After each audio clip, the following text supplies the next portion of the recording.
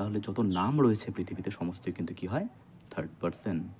ঠিক আছে, এই জিনিসগুলি কিন্তু খুব ভালো করে মাথায়। নমস্কার বন্ধুরা, আমি Sanjay and welcome to Sanjay Informatives YouTube channel.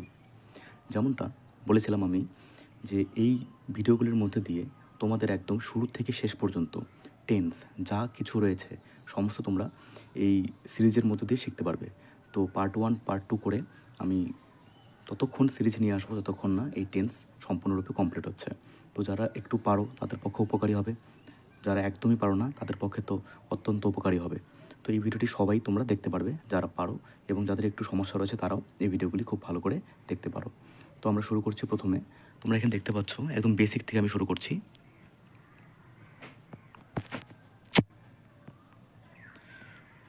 Tense tense 3 প্রকার তোমরা এখানে দেখতে পাচ্ছ। Present indefinite, present tense, past tense, future tense. অর্থাৎ আমরা সকলেই জানি যে আমরা যে কোনো কর্ম করি, যে কোনো ক্রিয়া সংঘটিত হোক, সেটা কোনো না কোনো টেন্সেই অনুষ্ঠিত হয়ে থাকে বা ঘটে থাকে। যেমন এই 3টি কালই প্রধানত বিভিন্ন কর্ম প্রক্রিয়া আমাদের হয়ে থাকে। সেটা হচ্ছে বর্তমানকাল, অতীতকাল, এবং যেটা আমরা ভবিষ্যতে করব সেটা হচ্ছে কি ভবিষ্যৎকাল। তো এই 3 প্রকার হচ্ছে টেন্স।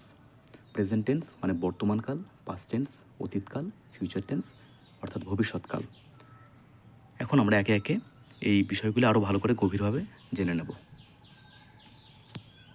দেখো তোমরা এখানে দেখতে পাচ্ছ যে এই টেন্সগুলোকে আবার 4টি উপবিভাগে ভাগ করা যায়। অর্থাৎ এই 3 প্রকার যে টেন্স রয়েছে আমাদের, এই 3টি টেন্সকে আবার 4টি করে উপবিভাগে ভাগ করা যায়, যথা present indefinite, present continuous, present perfect and present perfect continuous.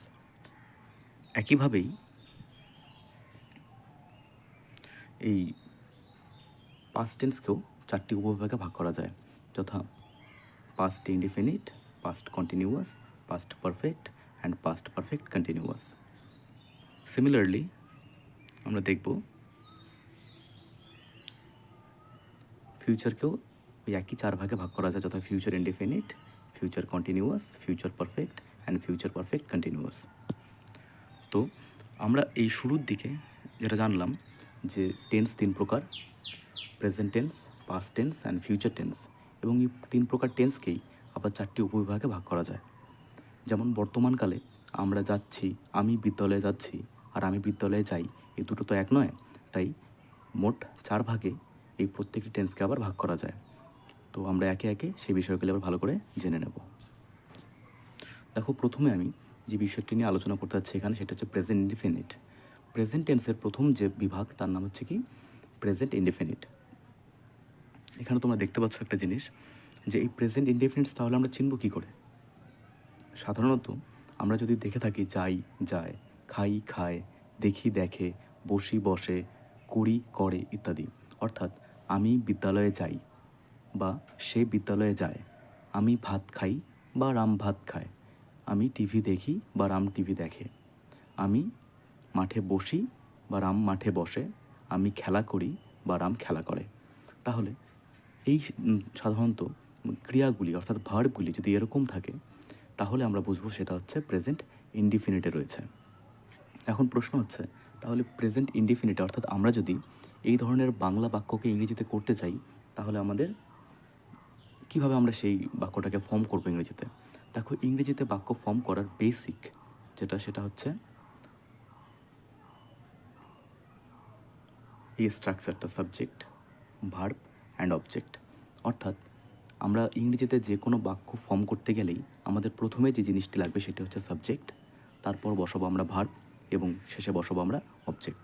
অর্থাৎ এই ফরমেশনটা কিন্তু আমাদের খুব ভালো করে মনে রাখতে হবে, যে আমরা যখনই যে টেন্সেই কোনো ইংরেজি বাক্য গঠন করতে যাব তার প্রথম যে স্টেপ সেটি হলো সাবজেক্ট, তারপরেই বসবে ভার্ব এবং তারপরে বসবে অবজেক্ট।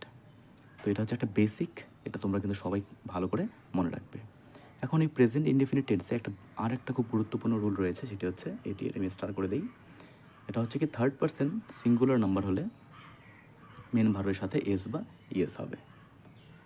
তোমরা এখানে দেখতে পাচ্ছ থার্ড পারসন সিঙ্গুলার নাম্বার হলে মেন ভার্বের সাথে এস বা ইয়েস বসে।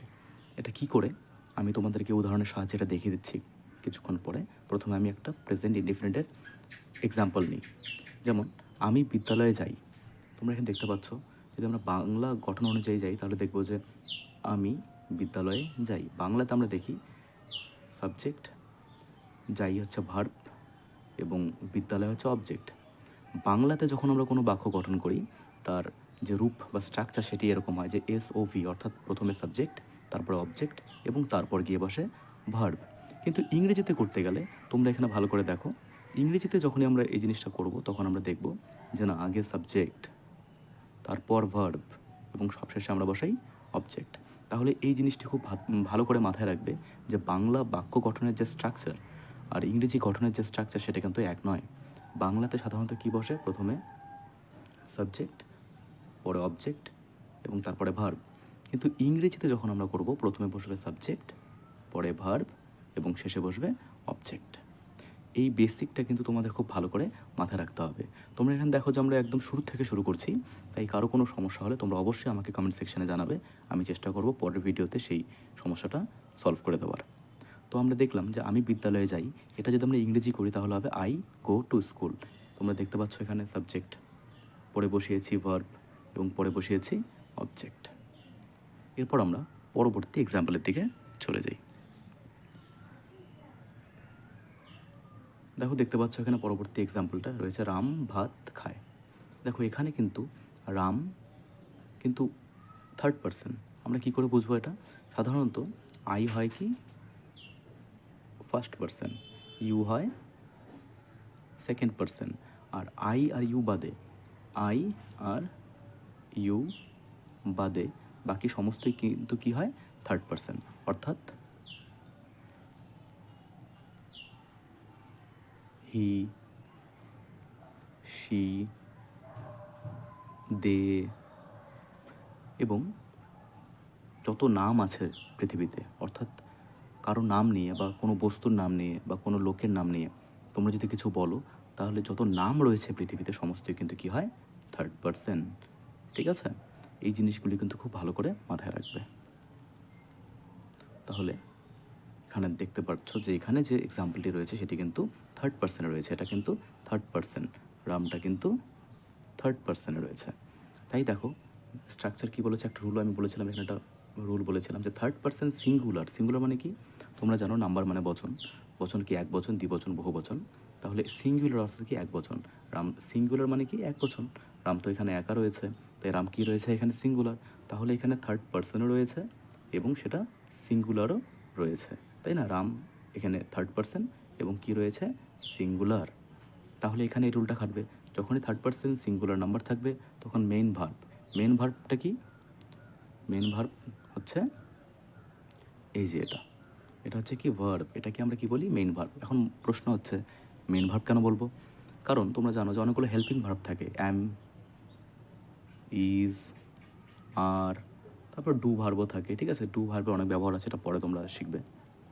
তো তাই আমরা যে ক্রিয়াটা মানে মূল বিষয়টিকে উপস্থাপন করছে, অর্থাৎ যেটা প্রধান রূপে কাজ করছে যে ক্রিয়াটা, তাকে আমরা কি বলি, মেইন ভার্ব বলে থাকি।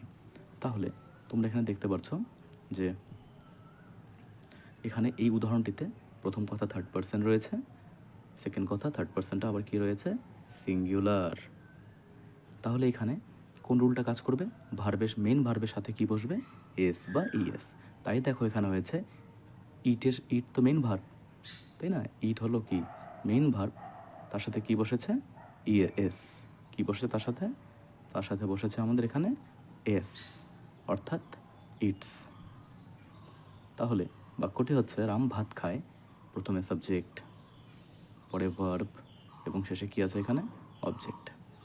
এবং রাম যেহেতু থার্ড পারসন এবং একা রয়েছে তাই এখানে কি বসেছে, একটা এস। এবার প্রশ্ন হচ্ছে এস আর ইএস কখন বসে? দেখো এটাও আমি তোমাদেরকে বলে দিচ্ছি। যখন আমরা ভার্বের পরে ভাওয়েল পাবো তখন বসে কি, তার সাথে হয় ইএস। আর যখন কনসোনেন্ট থাকে, যেমন এখানে কি রয়েছে টি, টিটা কি কনসোনেন্ট, তাই কি বসেছে এস।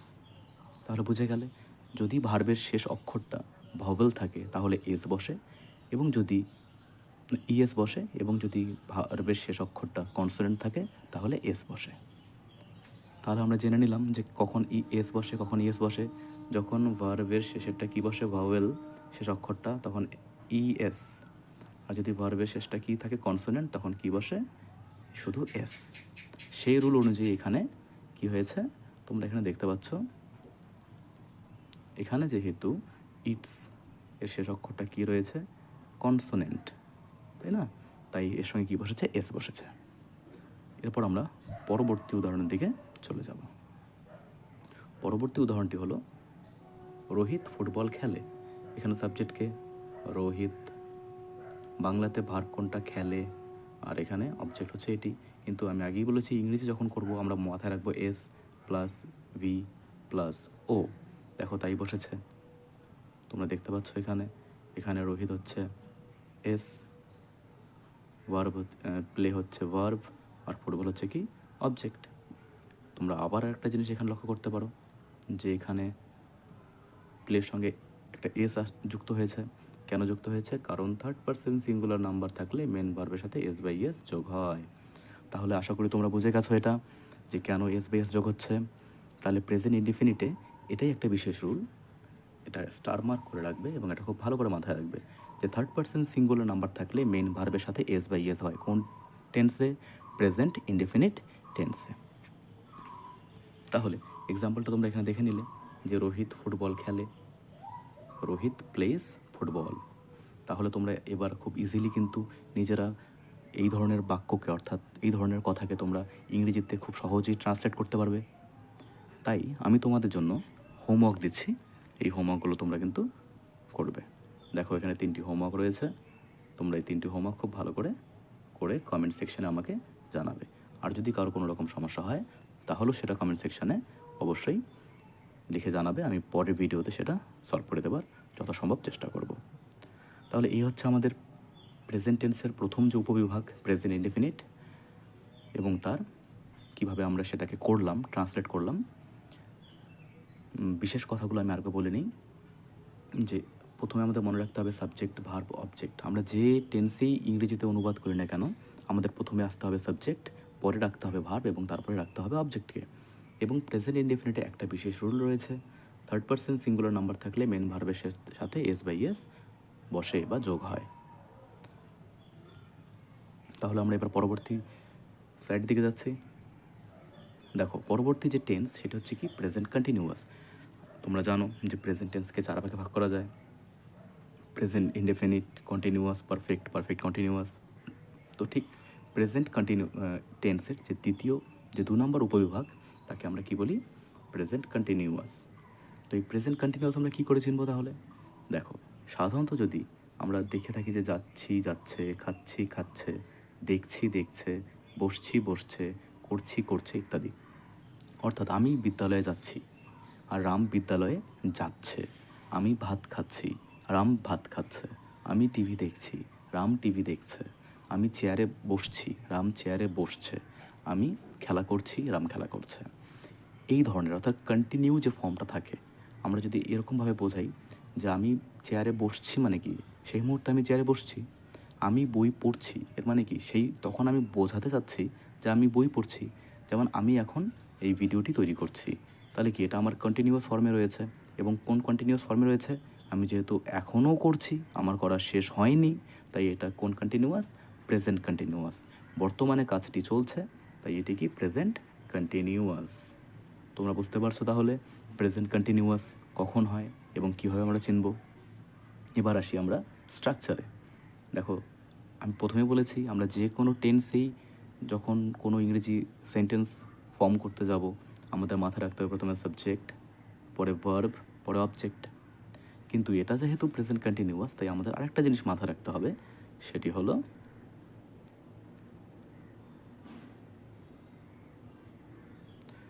সাবজেক্টের সঙ্গে অ্যাম, ইজ, আর এই হেল্পিং ভার্ব বা বি ভার্বগুলো বসাতে হবে, ভার্বের সঙ্গে আইএনজি করতে হবে এবং তারপরে অ্যাজ ইউজুয়াল অবজেক্ট বসাতে হবে।